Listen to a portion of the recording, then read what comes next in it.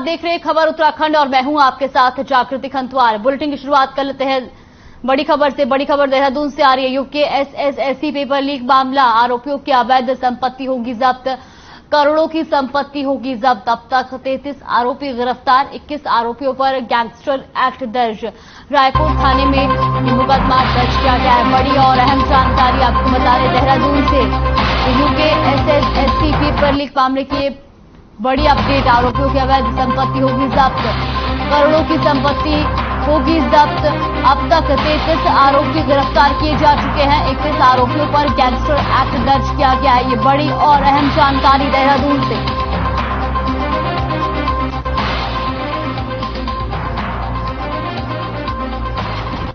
तो UK SSSC paper leak मामले में अब तक 33 आरोपियों की गिरफ्तारी हो चुकी है, तो वहीं 21 आरोपियों पर गैंगस्टर एक्ट दर्ज किया गया है।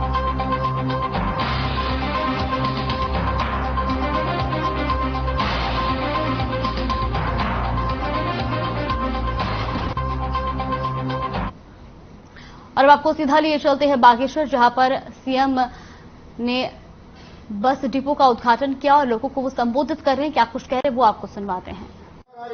आज हमारे देश के यशस्वी प्रधानमंत्री मोदी जी के नेतृत्व में हो रहा है और 2-3 चरण का काम उस पर पूरा हो गया है। बद्रीनाथ धाम का मास्टर प्लान, उस पर भी काम शुरू हो गया है। ऋषिकेश से कर्णप्रयाग रेल लाइन का काम बहुत तेजी से चल रहा है। टनकपुर बागेश्वर रेल लाइन, इस पर ब्रॉडगेज सर्वे की अनुमति मिल गई है। डोईवाला से गंगोत्री यमुनोत्री रेल लाइन के सर्वे पर भारत सरकार ने अपनी सहमति दे दी है। जहां 4 धाम ऑल वेदर रोडों में अभी हमारी यहां से टनकपुर से लेकर पिथौरागढ़ तक और पिथौरागढ़ से लेकर सीधे हमारे यहाँ कैलाश मानसरोवर तक आने वाले समय में डिपू लेक तक रोड का कार्य पूरा हो चुका है। आने वाले समय में कैलाश मानसरोवर तक की यात्रा लोग सड़क मार्ग से कर पाएंगे, लोग अपनी गाड़ियों से कर पाएंगे, वाहनों से कर पाएंगे। वहीं आने वाले समय में हमारा कुमाऊं से गढ़वाल को जोड़ने वाली जो कनेक्टिविटी है उसको भी और बेहतर करने के लिए जहां सिमली, ग्वालडम, हमारा गरुड़, बागेश्वर और कपकोट, नीति, सामा होते हुए जौलजीबी तक जो मार्ग मुंचारी होते हुए जाएगा, 288 किलोमीटर का 2 लेन के काम को भी भारत सरकार ने अपनी स्वीकृति प्रदान की है। भाइयों बहनों, जहां एक तरफ 4 धाम ऑल वेदर रोडों में पूरे उत्तराखंड के अंदर एक कोने से कोने को जोड़ने का काम हो रहा है, वहीं दूसरी तरफ भारतमाला में सड़कों को अंदर से लेकर कुमाऊं, गढ़वाल, मैदान, पहाड़ सारी सीमाओं को जोड़ने का काम भारतमाला प्रोजेक्ट के माध्यम से हो रहा है। वहीं नया कार्यक्रम भारत सरकार ने अभी 1 लाख करोड़ रुपए का नया कार्यक्रम शुरू किया है, पर्वतमाला। जैसे पहले भारतमाला था उसी तरह से पर्वतमाला आया है और इस पर्वतमाला का भी सबसे अधिक लाभ किसी राज्य को होने वाला है तो हमारे राज्य उत्तराखंड को होने वाला है। भाइयों बहनों, इसके अलावा जहां अभी बहुत सारे काम, अभी चंदन रामदास जी दिखा रहे थे नीचे भगवान शिव की मूर्ति बनी है, वहां पर पुल बना है। प्रसादक योजना में अभी 40 करोड़ रुपया और आना है, 40 करोड़ रुपया और आना है। इसके अलावा हमने जैसे 4 धाम में हमारे यहां इस वर्ष रिकॉर्ड तोड़ यात्री आए हैं।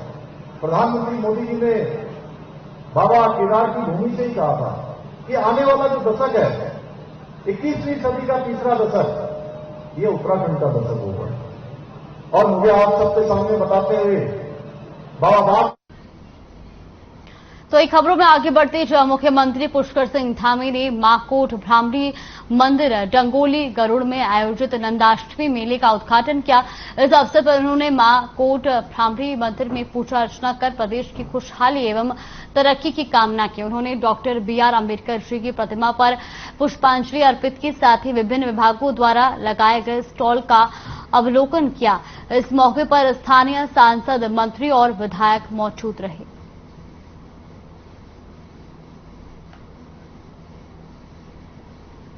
तो बागेश्वर में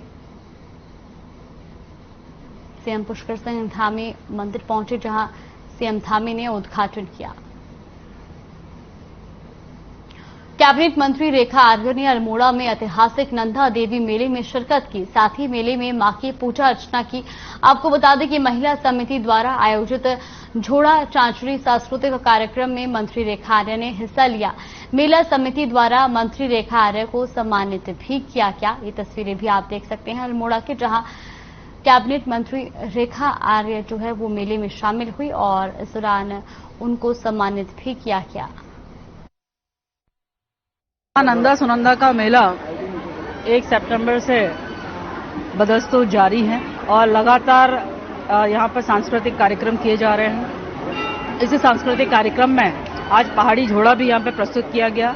सौभाग्य से मुझे भी उसमें जुड़ने का मौका मिला। झोड़ा करने के साथ में अपनी संस्कृति के साथ जुड़ने में निश्चित रूप से बहुत अच्छा लगता है। यह अपने आप में अपने धर्म की भी और अपनी संस्कृति को बचाने का, उसके रखरखाव का एक बेहतर माध्यम भी है।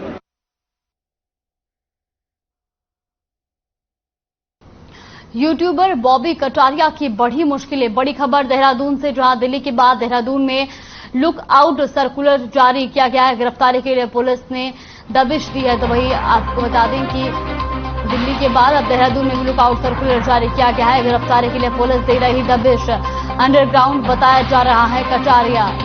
बड़ी और अहम जानकारी देहरादून से। तो यूट्यूबर बॉबी कटारिया की बड़ी मुश्किलें। दिल्ली के बाद देहरादून में लुक आउट सर्कुलर जारी। गिरफ्तारी के लिए पुलिस दे रही दबिश। तो वही सूत्रों से जानकारी मिल रही है कि बॉबी कटारिया जो है वो अंडरग्राउंड है। देहरादून में ग्राम्य विकास मंत्री गणेश जोशी की अध्यक्षता में समीक्षा बैठक का आयोजन किया गया।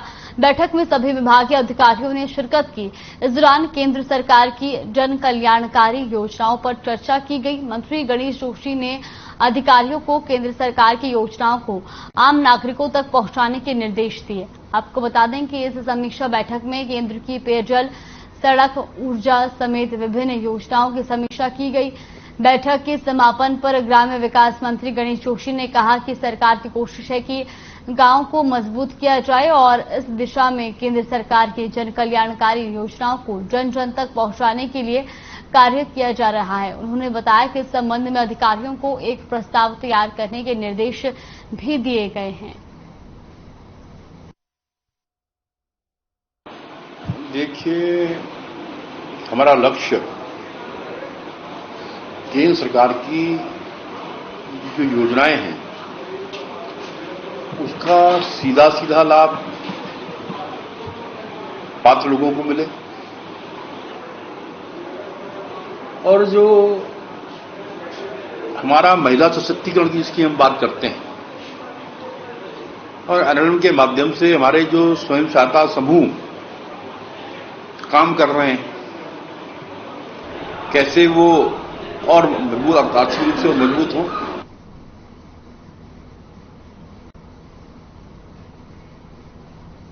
एमबी इंटर कॉलेज मैदान में नशे के खिलाफ आयोजित एक कार्यक्रम का केंद्रीय रक्षा राज्य मंत्री अजय भट्ट ने दीप प्रज्वलित करके शुभारंभ किया और लोगों को एक गांव की कहानी के माध्यम से भी नशे के खिलाफ सजग रहने को कहा। उन्होंने कहा कि देश में इस तरह की तरक्की और कामयाबी के लिए जरूरी है कि देश का युवा शारीरिक और बौद्धिक रूप से मजबूत रहे और नशे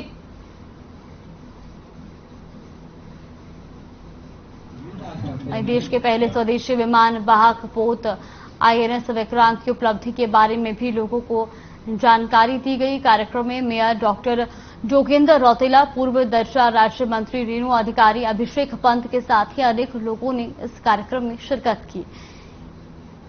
कोई जीवन से वो नहीं रह गया। आपको बच्चों को नशे से दूर भगाने के लिए, नशे से दूर करने के लिए यह प्रोग्राम है और उसमें हम लोग आर्मी से जिन लोगों ने पूरी सर्विस, पूरी जिंदगी बॉर्डरों में निकाल दी, बॉर्डरों में हम लोगों ने जिस प्रकार से काम किया, वही हमारा संकल्प यहाँ पर यह है कि हम युवाओं के साथ और महिलाओं के साथ और बुजुर्गों के साथ में कंधा मिलाकर हम चलेंगे और इस नशे को दूर करेंगे। इस तरह से स्मैक है, हशीश है और भी कई चीजें हैं, भांग है, गांजा है, ये चीजों ने हमारे युवकों को खोखला कर दिया है। इसलिए आज जो ये कार्यक्रम लिया गया है ये बहुत ही अद्भुत है शंकर कोरंगा जी द्वारा, और राजनीतिक है, इसमें राजनीति का सवाल नहीं। हर दलों के लोगों का ये कर्तव्य है कि समाज की बुराई को उखाड़ने के लिए एक होकर आगे आए। रक्षा राज्य मंत्री अजय भट्ट लालकुआ पहुंचे। इस दौरान गांधीनगर वार्ड नंबर 2 पहुंचकर शहीद धर्मेंद्र गंगवार के परिजनों से मुलाकात की। साथ ही उन्होंने धर्मेंद्र गंगवार के छायाचित्र पर पुष्पांजलि अर्पित की। इसके अलावा उन्होंने कहा कि देश के लिए शहीद होने वाले धर्मेंद्र गंगवार के परिजनों से मुलाकात की और कहा कि हर संभव मदद वो उनकी करेंगे, इसका भी उन्होंने आश्वासन दिया। इसके साथ ही उन्होंने कहा कि अभी बच्चे छोटे हैं और ये आने वाले भविष्य का विषय है। आगे उन्होंने कहा कि आईएनएस विक्रांत, जो कि जल सेना के लिए एक बड़ी उपलब्धि है, उसे देश को समर्पित करके कोच्चि से सीधे लालकुआं पहुंचकर शहीद के परिवार से मिलने आए हैं, जिससे कि परेशानी में शहीद के परिजनों से सीधा संपर्क कर सके और अपनी समस्या से अवगत करा सके।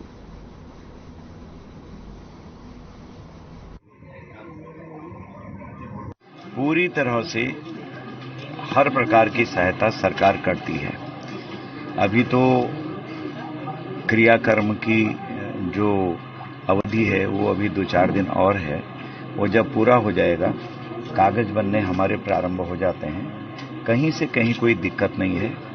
हमारे जितने भी शहीद होते हैं उनके लिए जो प्राविधान है उसके अंतर्गत सारी चीजों का प्राविधान है। जसपुर कोतवाली क्षेत्र में धोखाधड़ी का मामला सामने आया है। बताया जा रहा है कि नौकरी के नाम पर लाखों रुपए की धोखाधड़ी की गई, जहां पीड़ित ने पुलिस से आरोपी के खिलाफ कार्रवाई की मांग की है। साथ ही पीड़ित महिला ने बताया कि एक शख्स ने युवती को आंगनबाड़ी में नौकरी लगवाने के नाम पर 1.5 लाख रुपए लिए हैं, लेकिन न ही नौकरी लगी और न ही शख्स ने पैसे वापस दिए। वहीं इस पूरे मामले में पुलिस आरोपी के खिलाफ मामला दर्ज कर जांच में जुट चुकी है।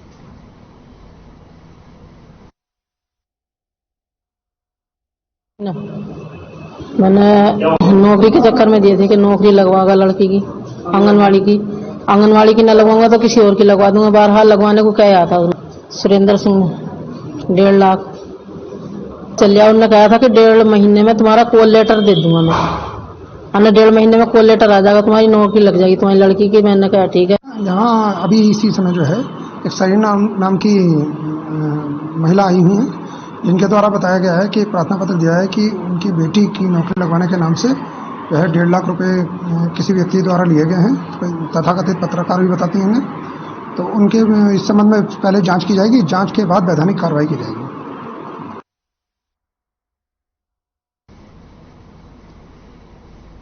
उधम सिंह नगर के जसपुर में बदमाशों के हौसले बुलंद होते हुए नजर आ रहे हैं। बताया जा रहा है कि आपसी रंजिश की वजह से एक युवक ने दूसरे युवक पर चाकू से हमला कर दिया। हमले में युवक गंभीर रूप से घायल हो गया। घायल युवक को अस्पताल में भर्ती कराया गया, तो वहीं सूचना मिलते ही पुलिस मौके पर पहुंची और आरोपी के खिलाफ मामला दर्ज कर जांच में जुटी हुई है।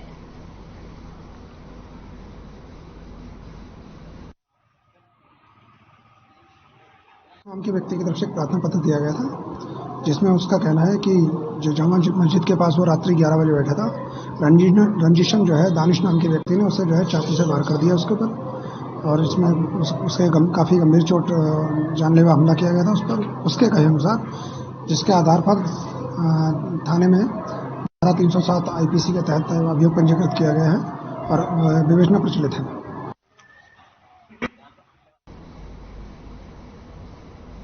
कोटद्वार शहर को बाबर से जोड़ने वाली सुखरौ नदी पर करोड़ों की लागत से बना पुल खनन माफियाओं के अवैध खनन के कारण बीच से धंसने लगा है। पुल के धंसने की सूचना मिलते ही एसडीएम ने लोक निर्माण विभाग के अधिकारियों के साथ सुखरौ नदी पर बने पुल का निरीक्षण किया।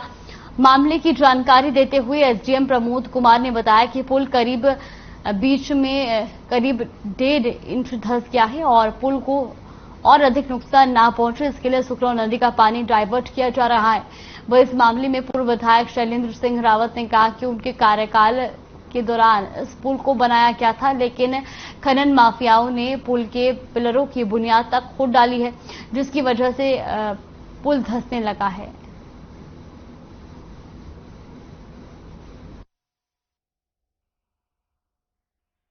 पूरा प्रदेश भ्रष्टाचार में डूबा हुआ है, पूरी सरकार डूबी हुई है। ये ये इस नदी में अवैध खनन हुआ और जब विभागीय अधिकारियों को पता था कि इसका लेवल नीचे बहुत ज्यादा अवैध खनन से हो गया और ऊपर लेवल दोनों तरफ जो है लेवल अप डाउन है, तो उनको उसका सुरक्षा करनी चाहिए थी पहले एडवांस में, क्यों नहीं की गई? देखिए पुल लगभग 1.5 इंच के करीब एक तरफ को बैठा है, उसका 1/4 पोर्शन, और उसमें जो पुल के टेक्निकल एक्सपर्ट है उनको कॉल किया गया है और वो कल आ जाएंगे और उसके पश्चात जांच की जाएगी कि आखिर किन कारणों से पुल बैठा है और पुल को पुनः किस प्रकार से पुनः स्थिति में लाया जा सकता है। इसके लिए उनकी जो राय के अनुसार कार्य किया जाएगा। फिलहाल अभी यहाँ पर ये किया जा रहा है टेम्परेरी तौर से जो धंसाव हुआ है उसको किस प्रकार से कम किया जाता है, पानी का जो बहाव है उसे किस प्रकार शिफ्ट करना है, फिलहाल उस पर कार्य चल रहा है।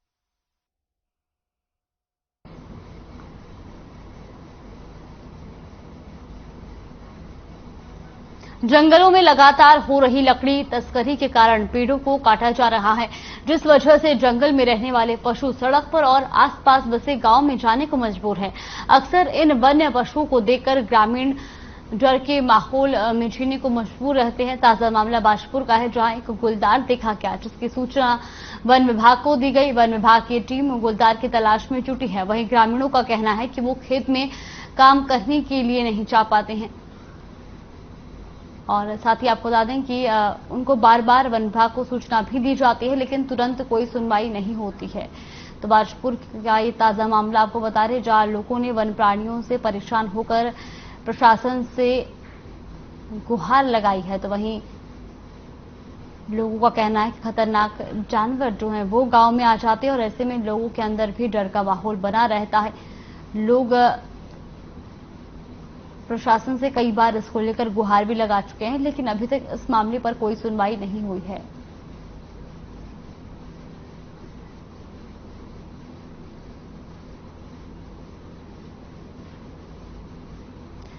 तस्वीरें भी आप देख सकते हैं बाजपुर की, जहां रात के समय पर गुलदार देखा गया है। तो वहीं जिसके बाद ग्रामीण जो हैं वो अब खेतों में जाने से भी डर रहे हैं, क्योंकि लोगों के अंदर डर का माहौल बना हुआ है। और ऐसे में ग्रामीणों का कहना है कि कई बार वन विभाग से शिकायत भी की जा चुकी है, लेकिन बावजूद इसके कोई कार्रवाई इस पर नहीं की जा रही है।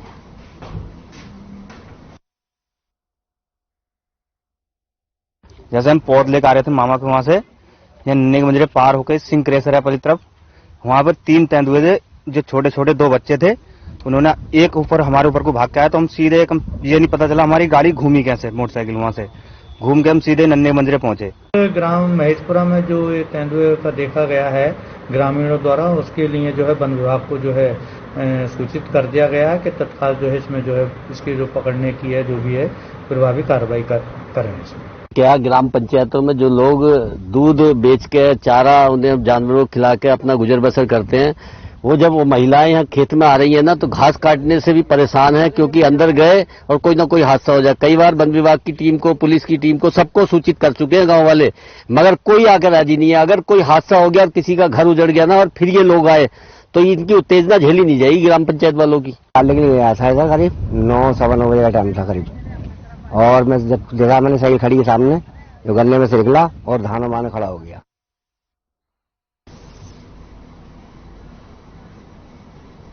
देहरादून जिले में डेंगू के लगातार मामले बढ़ते जा रहे हैं, जो कि एक चिंता का विषय बना हुआ है। आज डेंगू के 5 मामले सामने आने से देहरादून जिले में डेंगू मरीजों की संख्या 48 हो गई है। स्वास्थ्य विभाग का मानना है कि सितंबर महीने में डेंगू का खतरा बरकरार रहेगा और इसके मामलों में और बढ़ोतरी होगी। देहरादून के मुख्य चिकित्सा अधिकारी डॉक्टर मनोज उप्रेती के मुताबिक बारिश की रफ्तार में थोड़ी कमी आई है और जैसे ही मानसून कमजोर होगा तो डेंगू के मामले बढ़ने लगेंगे।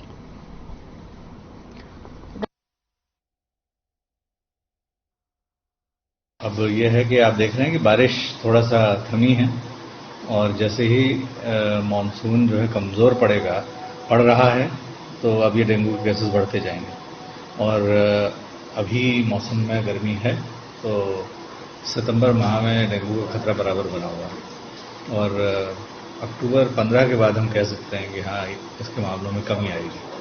लेकिन यह है कि अभी डेली जो दिखाई पड़ रहा है हमको, करीब देहरादून में 4 से 5 केसेस पर डे दिखाई पड़ रहे हैं, जो कि अभी बढ़ेंगे।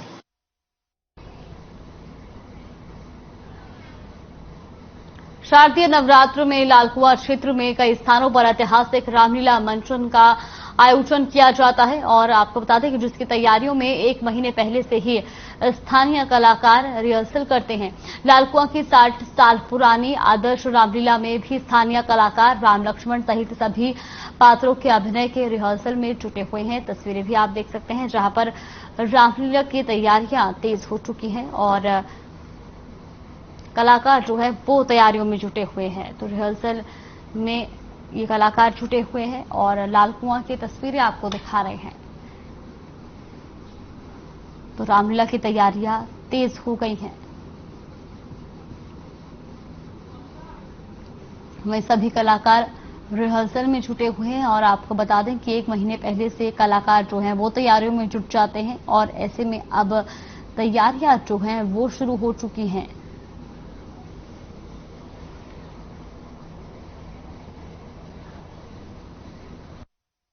लालकुआं की रामलीला काफी प्राचीन रामलीला है। पिछले 50-60 सालों से लालकुआं में निरंतर श्री रामलीला का आयोजन यहाँ पर होता आया है और इस बार जो है हम लोग स्थानीय कलाकारों के सौजन्य से श्री रामलीला का मंचन यहाँ पर कर रहे हैं। जितने भी पात्र हैं सब स्थानीय हैं, लोकल हैं और सभी यहाँ के लोग जो है रंगमंच के क्षेत्र में जो अपनी कला का प्रदर्शन करना चाहते हैं वो इस लीला में अपना जो है पार्टिसिपेट कर रहे हैं।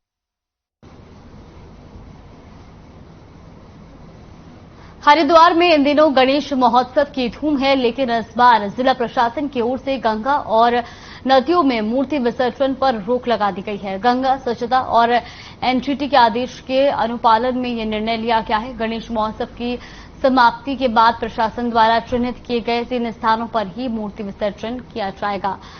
तो हरिद्वार से खबर आपको बता रहे, जहां देश भर में गणेश महोत्सव की धूम देखने को मिल रही है, तो वहीं इस बार विसर्जन के लिए जगहें जो है वो चिन्हित कर दी गई हैं और गंगा जी में नदियों में मूर्ति विसर्जन पर रोक लगा दी गई है, क्योंकि गंगा स्वच्छता अभियान के तहत ये फैसला लिया गया है।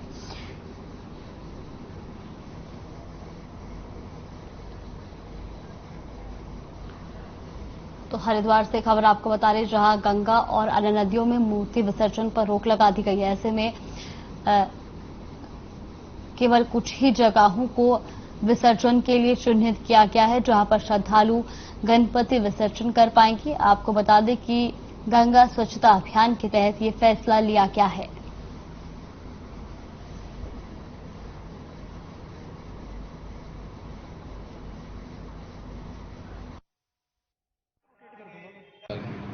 जिलाधिकारी महोदय द्वारा एक मीटिंग इस संबंध में आहूत की गई थी, जिसमें उनके द्वारा निर्देशित किया गया संबंधित अधिकारियों को कि जो भी प्रतिमा का विसर्जन होगा गणेश जी की, वो किसी भी नदी गंगा जी हो अथवा अन्य कोई भी नदी, उसमें विसर्जन नहीं होगा और इसे कुंड बना करके, जो कुंड बनाया जाएगा, कुंड में ही प्रतिमा का विसर्जन होगा।